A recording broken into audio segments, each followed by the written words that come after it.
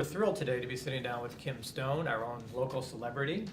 Kim is an operating room nurse here at Barnes Jewish Hospital, but some of you may know her from the show NBC's Biggest Loser. She was a contestant on the show for 12 weeks before being eliminated, and we're thrilled to sit down here and talk with her about what she learned on the show and her experience. So, Kim, you started out at 219 pounds when you entered the show.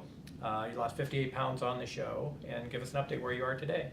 Today, I have lost 69 pounds. I am at my goal weight of 150 pounds.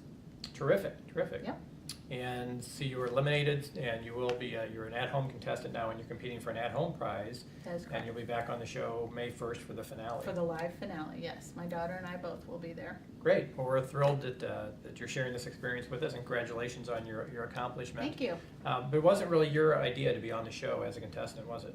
That is correct. It was actually, originally it started with my baby sister Christy hearing a radio ad about open casting for Biggest Loser, and she said as soon as she heard that, she thought of my daughter Megan, and so she convinced my daughter Megan to give up her 21st birthday party that we had been planning for months and to go to the open casting call in Chesterfield Valley. I did not go. Megan took some friends with her. And that night she received a call, and they requested that she come back the following day, and they asked her if she had any family members that were overweight.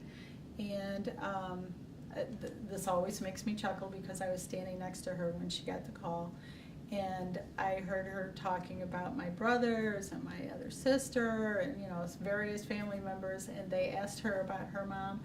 And this is so funny to me because through the eyes of a child, they see their parent, they love their parent, and she says, "Oh, my mom's beautiful. My mom doesn't need to lose weight."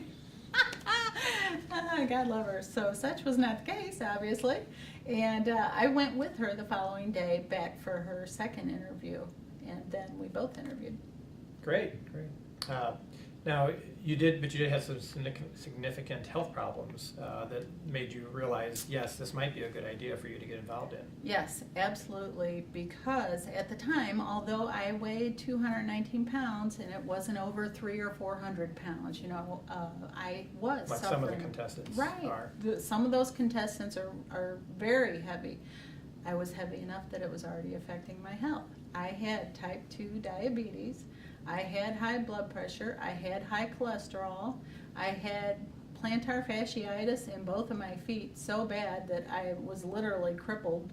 I couldn't hardly walk from my car to my front door at night when I would come home from work. My feet were that painful. So, I didn't have to be 300 or 400 pounds. I was overweight enough that it was already adversely affecting my health. And how long before you were on the show that you started to see the health effects of your change in lifestyle? It was actually very quick, about 2 weeks. Really? Yes, in about 2 weeks my blood pressure started coming way down. About 2 weeks was when I was able to come off of my diabetes medication. The cholesterol took a little longer, but that was related to diet. Not much longer though. It was amazing to me how quickly my body responded to the change in diet and to the exercise routine. But just 2 weeks and change 2 life. weeks. That's an amazing message, that you can change your health in just a couple of weeks that significantly. Oh yeah. That's great. So give us your overall perspective about being on the show. How has it changed your personal life, both mentally and physically? Well, physically, I feel so much better. To me, it is amazing the difference that I feel in my body. I wake up in the morning and I'm not dreading even just stepping out of bed. My feet don't hurt anymore like they used to. I have so much energy. I don't have to drink a pot of coffee just to get through the morning. I feel like the Energizer Bunny now. I'm ready to go. So the physical transformation is wonderful for me. The energy that I have now, the endurance that I have, I can make it through the day and not be so physically exhausted at the end of the day. And I'm doing things that I can do now and not be out of breath, like climbing stairs. At work, My locker room is one floor up from the operating room that I work in. I used to walk up one floor to go to the locker room, and I'd get to the top of the stairs, and I'd be like, whew, I'm hot, I'm sweaty, I'm out of breath, I'm tired, you know. I can probably run up, I don't know, 60 flights of stairs now. I do that on a stair stepper routinely. So, you know, physically, huge difference. Mentally, when you physically feel better, mentally, you're in a better place too. Absolutely. I have this sense that my body feels so much better, so my mind feels so much better. I'm not as crabby. I'm not as short-tempered. I'm just happier overall. I just feel so much better that it radiates out through me, I think. Just being happy with myself. A much better place mentally. I'm in a way much better place. Good. So tell us about life on the Biggest Loser Ranch. For those of you who are not fans of the show, the ranch is where the contestants live while they're participating in the show. But it had to be different to live with a couple of dozen people that you never met before and to get into this total change of daily life. What was that like? Culture shock.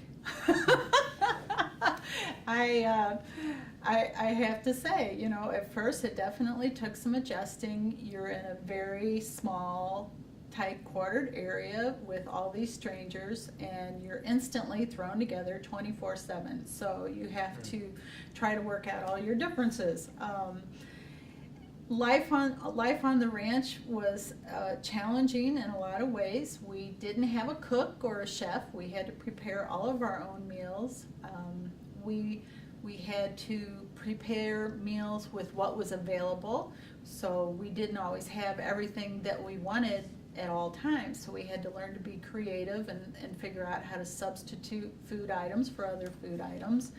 We didn't have a maid or a housekeeper. We had to maintain all of our own laundry and clean our own rooms, which is, you know, when you think about it overall, that's what you have to deal with in real life at home. So that was helping to prepare us for when we came back home and had to deal with all those things that is there waiting for us. So living at the ranch was a wonderful experience. The scenery there is amazing. It's beautiful. The ranch is in a valley surrounded by mountains.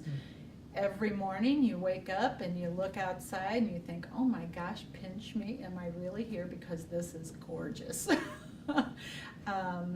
We climbed the mountains a lot of mountain trails there, and there was a particular spot called Inspiration Point that we all made a priority to get there as often as we could. And a good climb, all right. It was a very long, good climb, but it was good. You know, you would go on this hike up the mountain, you'd get to Inspiration Point, you'd take a little break, kind of get back in touch with yourself, you know, and share stories and cool off and get a drink, and then you'd keep on hiking, you know.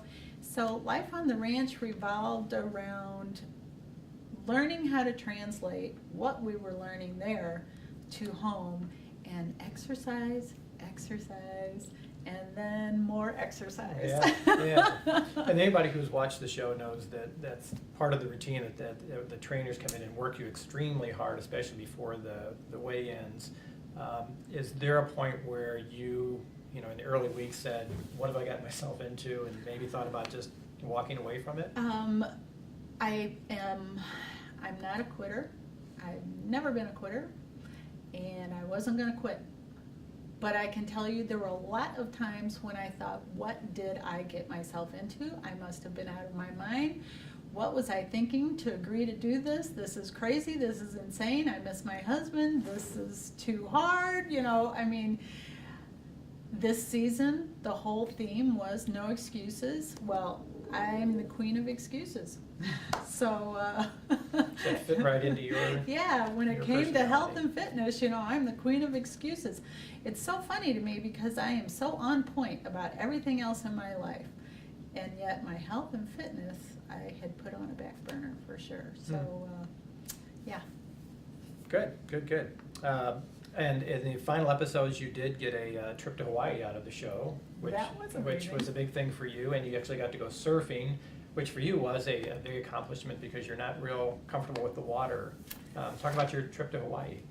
Hawaii is amazing. Hawaii was on my bucket list. I never thought that I would ever get to see Hawaii, and I'm very grateful that I did have that opportunity. It's just so beautiful there.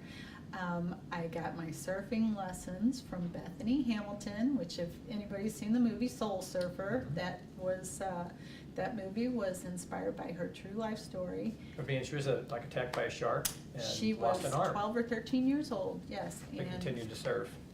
Yeah. Yes.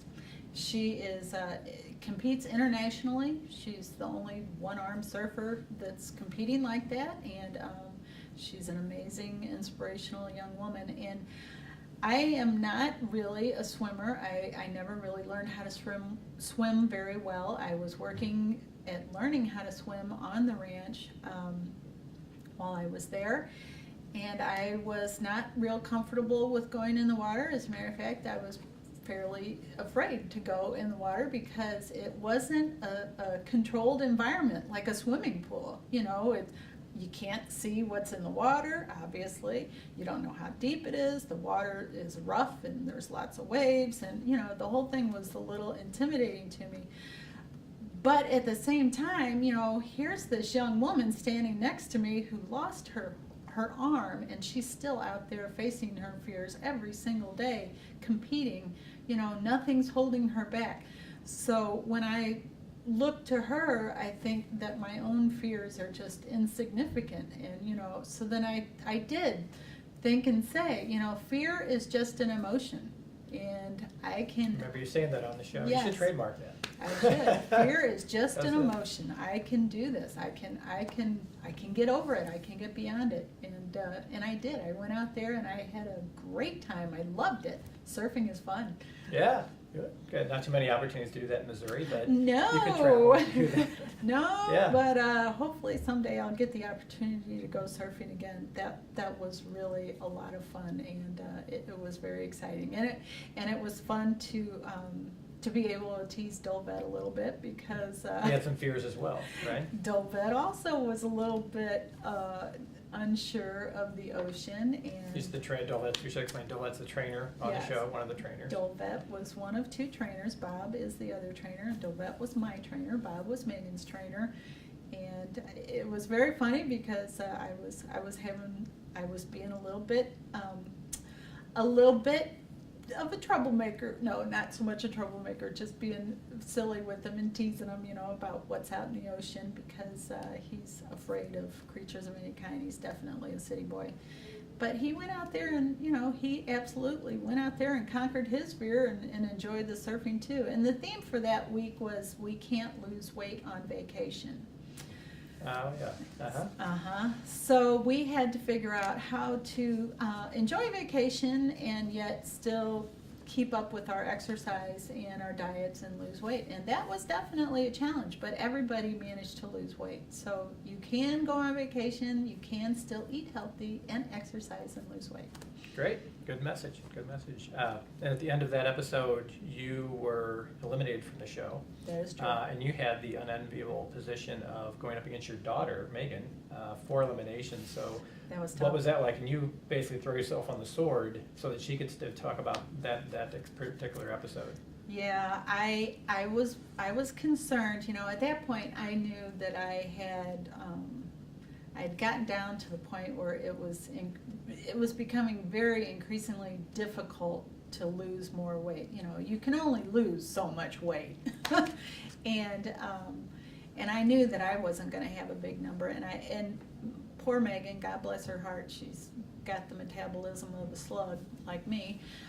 So it's hard for her to lose weight too, and I was concerned that scenario could possibly come up since we were both still contestants on the show.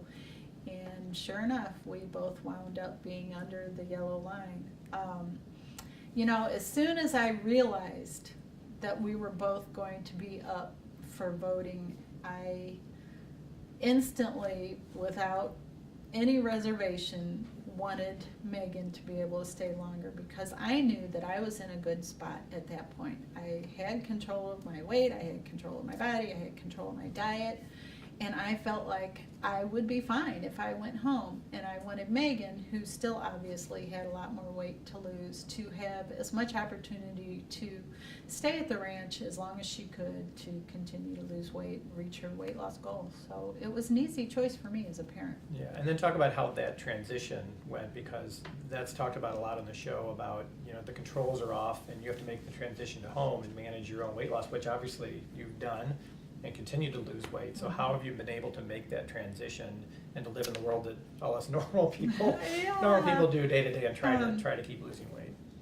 If I said that it wasn't a challenge, that would be a lie. It is a challenge, but I had to learn to make my health and fitness a priority in my life. And that was something that was not going to happen in a week or two, which did take 12 weeks, on the show, the time on the show. It took every minute of me being gone there for me to come to the realization that if I wasn't taking care of myself and making myself a priority, then I wasn't going to be as effective at taking care of everybody else that was important to me in my life. And once that really hit home, then it was easier for me to make that commitment to make myself a priority and make my health and fitness a priority. And you have the added challenge, for the added challenge of being a nurse. You said you work 12-hour shifts, Yes. and trying to manage your diet and your exercise into that. How has that worked?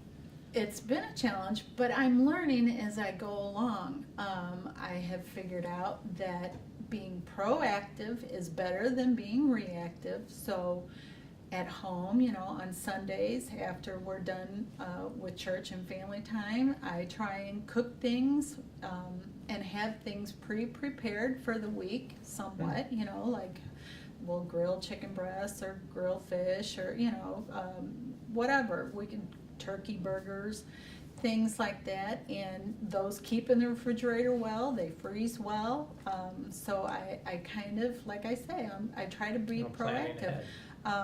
Planning is really important for me with the schedule that I have. So I know that I need to have fresh fruits and vegetables. At some point, I'm going to have to go get those over the weekend to prepare me for the work week that is coming ahead. That's how I'm managing. I'm trying to stay ahead of the game, so to speak, and making sure that I have the things that I need to eat at the house so that I can bring those with me to work and have it prepared. And then when I come here to work, I'm not tempted to fall off the wagon, so to speak, on my way home, because that was a huge thing. Before I wasn't as prepared, I wasn't eating as well, so I wasn't as satisfied, and I was more hungry. I would be driving home after, being here for 12 hours, and maybe my lunch break was at 11 o'clock, and it's 7:30 now, and I'm driving home. I'm starved to death. So what would I do?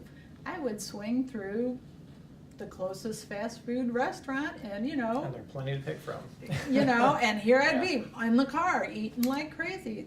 Food that wasn't healthy, wasn't nutritious, and I wasn't prepared to deal with those hunger attacks. Well, now I'm prepared to deal with them, and I avoid those hunger attacks. Another thing that I have started doing, and my husband and I both do this together, is on my days off, if I'm running around, I have a cooler and I keep it in my car. I pack it with ice packs, and I keep carrots and apples and celery sticks and cheese sticks and healthy food in the cooler. And I keep water in the cooler with me all the time so that I'm not tempted to pull through that fast food restaurant and grab the first thing that I can get my hands on because I'm starving. I'm not starving, I'm satisfied, and that works for me. Definitely. Wow. That's a lot of preparation, but a lot of deterrent to going to the temptations that you had faced before. Right. Very good. It's a level of commitment that I am working to maintain to keeping this body the way that I've gotten it.